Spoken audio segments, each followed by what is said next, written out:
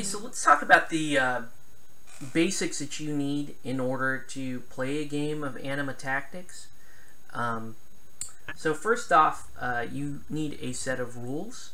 You can use the quick start rules that come in the faction starters, like the light faction starter or the dark faction starter. However, I would point out that those rules are have been changed, so you may not be playing the most current version of the rules, but if you want to get at least a feel for how the game flows and you just want to jump in and just get an understanding of the pace of the game, you can totally do that. You can also download the rules online, get a copy of the rules there, and that would be enough to get you started. However, you still don't have the full rules. What you really need to do, and one of the main challenges I find with Anima Tactics is get a hold of the rulebook. The rulebook is a hardbound book.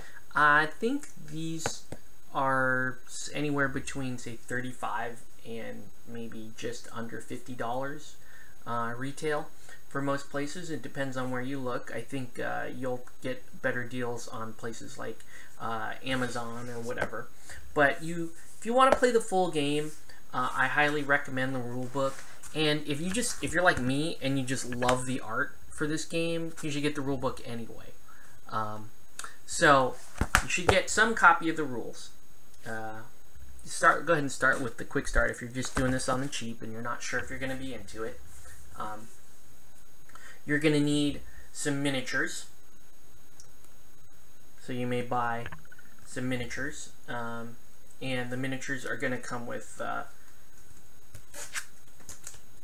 they'll come with their own character cards. Now these character cards come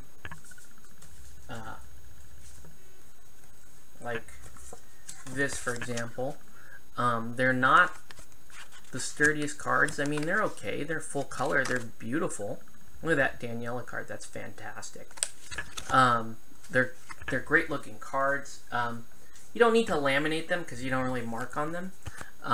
But, you know, a little card protector never hurt anybody. So there's a character card. As with most miniature games, you can use a tape measure.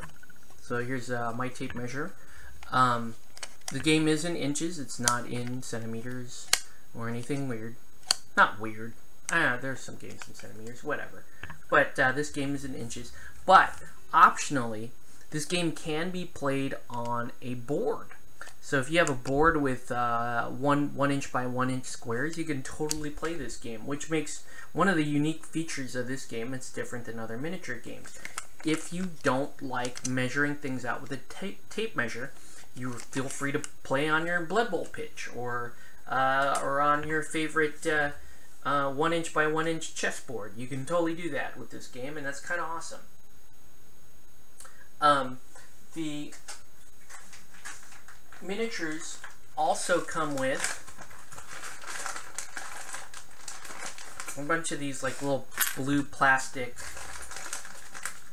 chips and things, and you're gonna need these for AP. These guys here, probably the defining piece of Anima Tactics. If you show an Anima Tactics player like, hey, I got a bunch of these, they'll know that you bought or you own some Anima Tactics miniatures or you've come across them. You can use other things for AP too, and that's cool. I actually do have a set of like AP tokens that I may use once in a while, but these blue guys are nice and you get them free with the miniatures anyway. You're also going to need markers. There are different states in Anima that it may require you to use some of these. These are Dapper Dan or whatever. He makes these. Whoa. Bless tokens, poison token. I have like generic tokens. Common ones are like poison, bless, invisible, because there's stealth in this game. You're gonna want some different kinds of tokens. Those will help. In addition, you're going to need some D10s. Ideally, it would be best to have at least 3 D10s to play this, because there is the rare occasion where you are rolling 3 D10s at the same time. But you're definitely going to want, at a bare minimum, you want at least 2. So 2 D10 at the absolute minimum. And then one of the other things I have for this game is I have a bunch of D20s to mark life points. So they don't have like the bullet marks or anything on the cards that you can mark off. So a lot of players just end up tracking life points using dice. And that's fine. And I don't mind having a bunch of D20s because I use D20s for other games as well. So it's not such a big deal.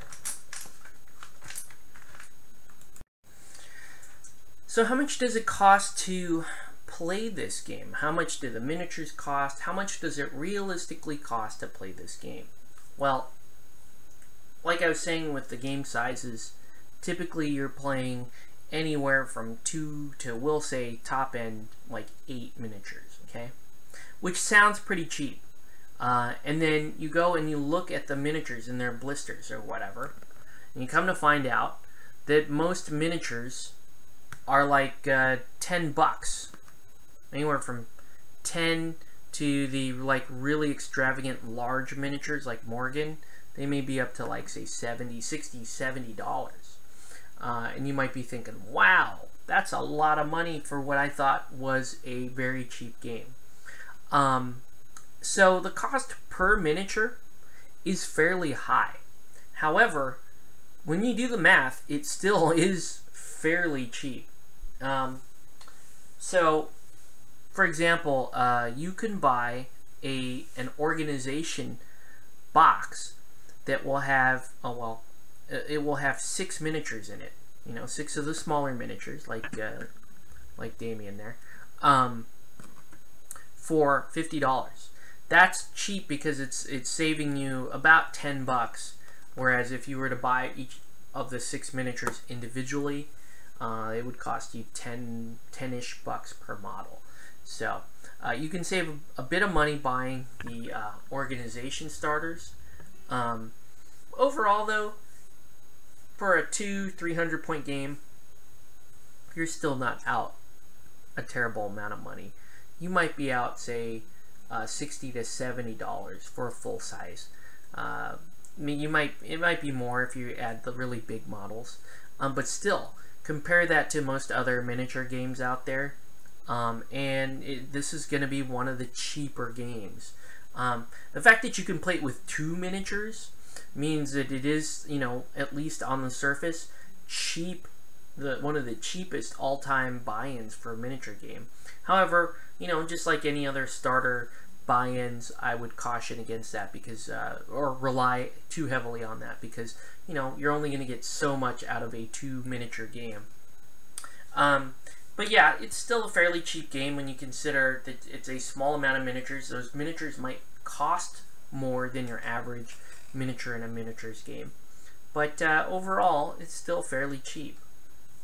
What else are you going to need? You're also going to need the play area, which, as I said, for full-size games is usually a 4x4 gaming area. But I've used 2x2, 3x3. They're all pretty good, to be honest with you. It's really more about your ability to use the deployment zones correctly and put the right amount of terrain down. So, on that note, you are going to need some terrain. You don't need a whole lot, though. It's not like Infinity. You don't need to stuff the table full of terrain. This is something more like a Malifaux-sized terrain, or you can even go less than that. You can even go like War Machine-sized, meaning like 4 to 5 pieces if you wanted to. As you can see here for this demonstration, I've got 5 pieces of terrain, for which on a 2x2 should be just fine.